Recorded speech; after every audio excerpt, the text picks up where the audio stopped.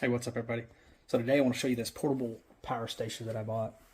I actually bought this for a gentleman he's about 70 years old, and he lives completely off grid, and he has no backup power, no solar, no anything.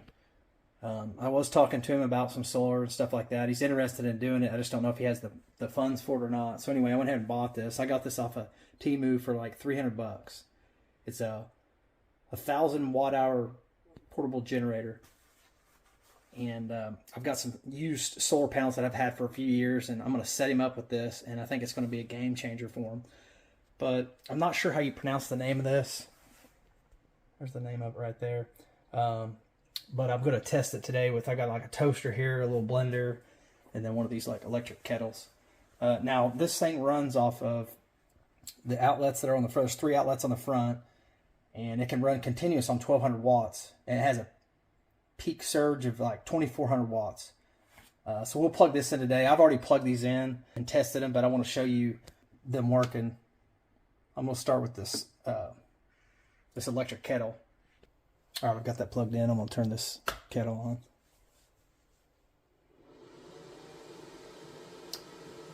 Okay, you can hear the fans kicked in on the portable generator. All right, so this thing's running now. You can see it's on, and it's pulling about 1,140 watts, give or take.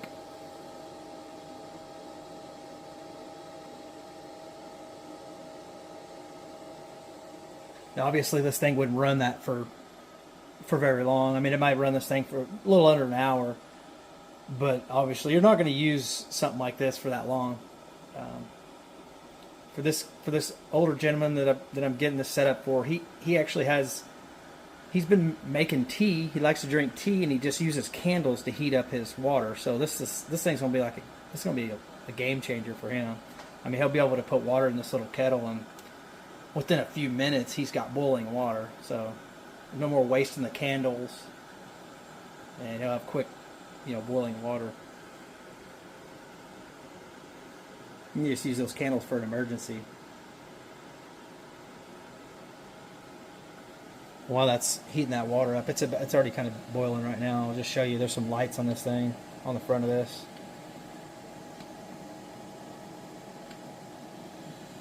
That'll be handy for him too. Okay, so there it is. It's boiling. Running about 1140. All right, I'm gonna turn this off, and next I'm gonna plug in that toaster back there and run it. All right, so I got that toaster plugged in.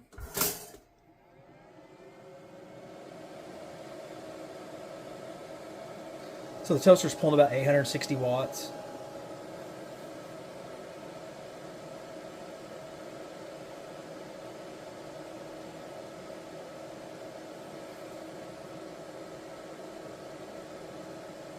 One of the nice things about this too is that actually you can run the solar at the same time you're running a small appliance or something, or a drill or whatever. You don't have to wait till the solar's completely charged, or it'll just do both at the same time. Some of these units don't do that, so that's actually pretty good. If you got a full battery and you're generating a couple hundred watts of the sun, you can utilize that instead of just wasting it since your battery's already full. So that's a pretty good deal. And I know this particular generator goes up to, I think, 60 volts input for solar. And I noticed some of the other ones didn't do that, which I thought this is pretty good. That's one of the reasons why I went with this one, because it works with the solar panels that I have to give him. So I'm just going to connect 2 solar panels together. They're 12 volt solar panels, so it'd be somewhere around 34 volts or so to going into that. All right, so you can see this is working. I'm not going to keep running this. I just want to kind of demonstrate what it'll do. So anyway, I'm going to switch over to the blender now. We'll see what it does. All right, so I have this little blender hooked up. Now this thing's not going to draw as many watts as the kettle or the toaster, but I just want to kind of show it these different small appliances.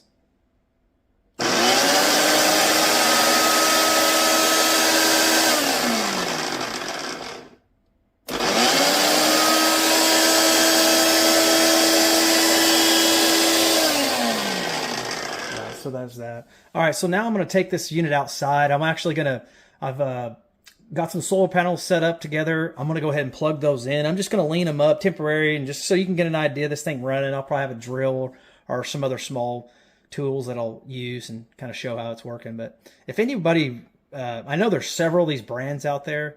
You know, I don't know. This is probably the cheapest one I could find for the size. Like I said, it's 1,000 watt hours, maybe 1,024 watt hours for $300. I thought was a good deal.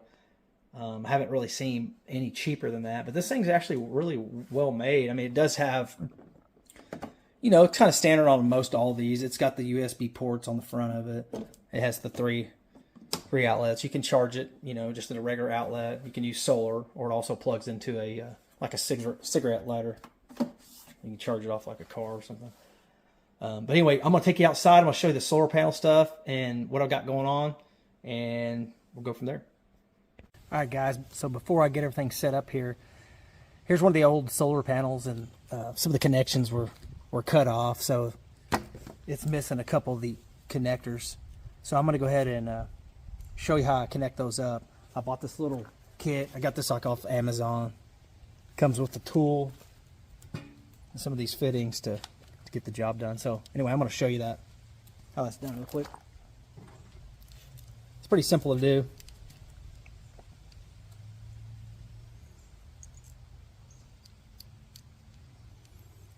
I always just get that fitting started in this crimper. Basically just feed that wire in there. Just crimp it down.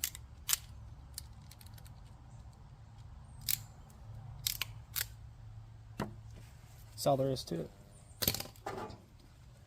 Now you just take this fitting, slide it on. You hear it clicks into place. You'll hear it click, and this doesn't pull back out. Then you just tighten this up to make it weatherproof. That's all there is to it.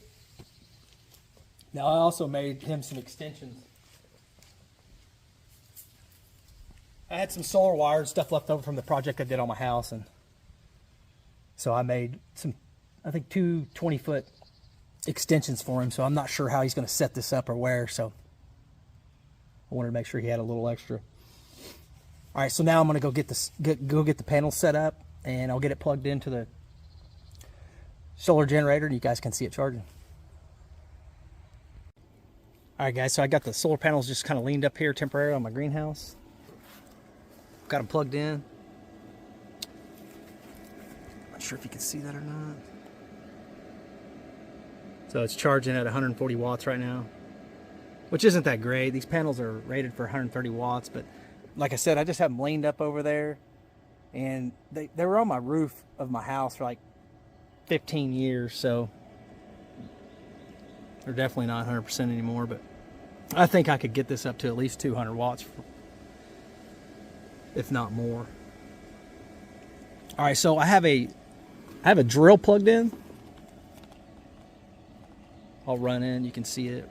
See if I can get these numbers to show up. All right, so we're bringing in, like I said, this thing will, you can use the outlets while it's charging. I know some of the solar inverters don't allow you to do that, which kind of sucks, in my opinion.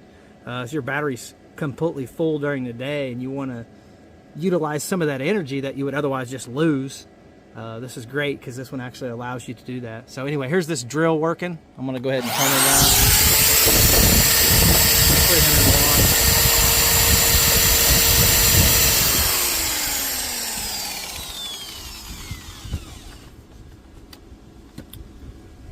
So overall, I'm pretty happy with this thing. Now, on the very top of this, I didn't mention that, but there is a spot right there. You can just set a phone. It charges it wirelessly. That's a pretty cool feature. Showed the lights already. The USB ports it has. It's pretty standard on most all those.